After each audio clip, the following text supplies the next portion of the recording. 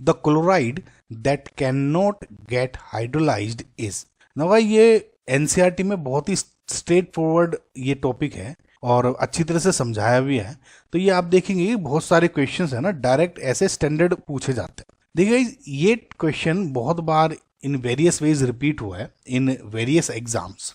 Chloride that can not gate hydrolysed is, इसका मतलब है क्या, मैं आपको ये समझाता हूँ। देखिए सबसे पहले मैं एग्जाम्पल लेता हूँ आपका सिलिकॉन का, यानी SiCl4। देखिए हाइड्रोलिसिस का इधर मतलब क्या है, SiCl4 कि ये है सपोज, और H2O से आप रिएक्शन कर रहे हो। अब देखिएगा क्या हो रहा है, H2O अब इसमें अटैक करता है और ये बॉन्ड ब्रेक हो जाता है, ठीक है। तो यहाँ पे SiCl यहाँ पे OH2 पॉजिटिव हो जाएगा, H पॉजिटिव निकल जाएगा, OH रह जाएगा। जो H पॉजिटिव निकला इस Cl नेगेटिव से मिलके HCl बना देता है। समझ में आपको? इसको आप ऐसे भी रिप्रेजेंट कर सकते हैं कि H2O था और ये HCl निकला, तो ये सिंपल अगर स्ट्रेट फॉरवर्ड आपको दिखाना है तो ऐसे दिखा सकते हैं। तो ये बेसिकली एक हाइड्रोलिसिस की रिएक्शन हो गई। इसको आप फर्दर अगर H2O से रिप्रेजेंट रिएक्शन करेंगे तो एक Cl फिर से रिप्लेस हो जाएगा OH से।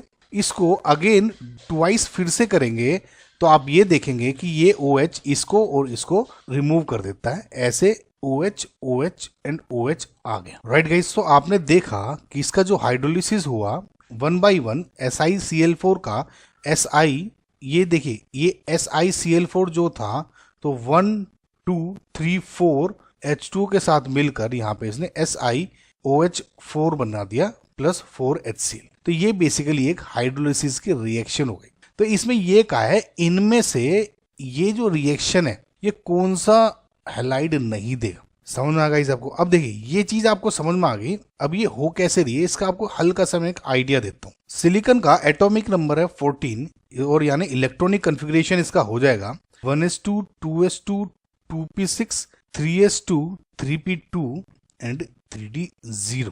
डी ऑर्बिटल इसमें एम्प्टी है सिलिकॉन में, आप ये ध्यान रखिए। यानी जो आउटरमोस्ट शेल है ग्राउंड स्टेट में कैसा दिख रहा होगा, 2 इलेक्ट्रॉन्स इसके, 2 इलेक्ट्रॉन्स ऐसे और एम्प्टी डी ऑर्बिटल ऐसे दिख रहा होगा। एक्साइटेड स्टेट में जो ये एक इलेक्ट्रॉन है ये उछल के इधर आ जाएगा। सो ये कैसा दिखेगा, ऐसे देखिए, एक इलेक्ट्रॉन यहाँ पे, दो इलेक्ट्रॉन ये थे और एक इलेक्ट्रॉन यहाँ पे आ गया उछल के, और ये अभी एम्प्टी ऑर्बिटल यहाँ पर है।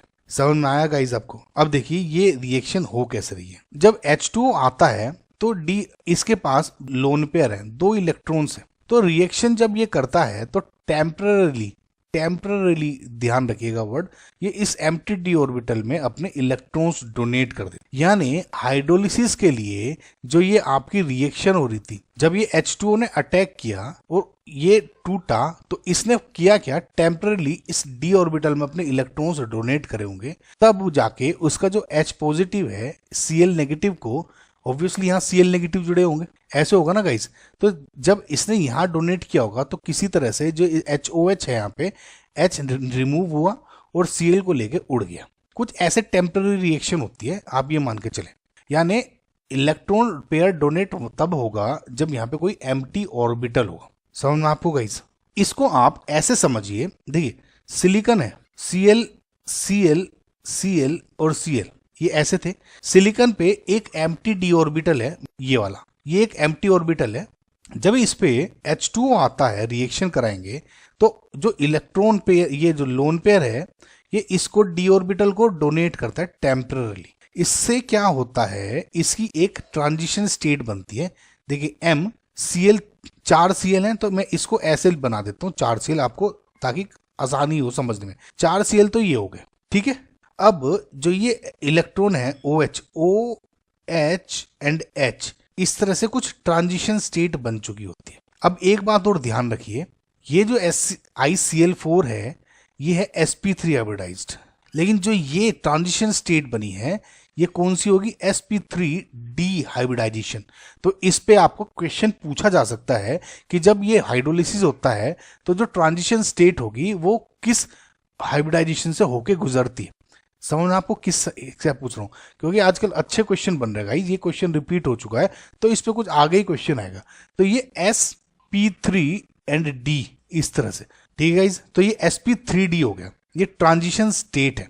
अब क्या होगा, इसमें माइनस HCl हो जाएगा, सपोज ये वाला हो गया, ठीक। और यहाँ पे क्या हो जाएगा, M, ये मैंने गलती से लिख दिया, SI लिख, मान लीजिए M हो सकता है कुछ भी, है ना। SiCl Cl Cl और यहाँ पे OH जुड़ गया। ये एक OH जुड़ने की प्रोसेस थी। जब ऐसे 3 बार H2O और जुड़ेंगे तो इस केस में SiOH4 बन जाएगा, जो भी मैंने आपको पहली रिएक्शन में दिखाया था। एक बात ध्यान रखें, इसको बोलते हैं सिलिसिक एसिड, पूछा जा सकता है नाम आपको। तो समझ में आया आपको कि sp3 टू sp3d और फिर अगेन sp3 हाइब्रिडाइजेशन में ये वापस आ गया। तो ये जो सारा प्रोसेस है ये हाइड्रोलिसिस में ये होता है। एक बात नाउ, अब अगर आप carbon, silicon, tin and lead में देखते हैं, क्योंकि सबके सब ग्रुप 14 के एलिमेंट्स हैं, यानी carbon, silicon, germanium, tin and lead.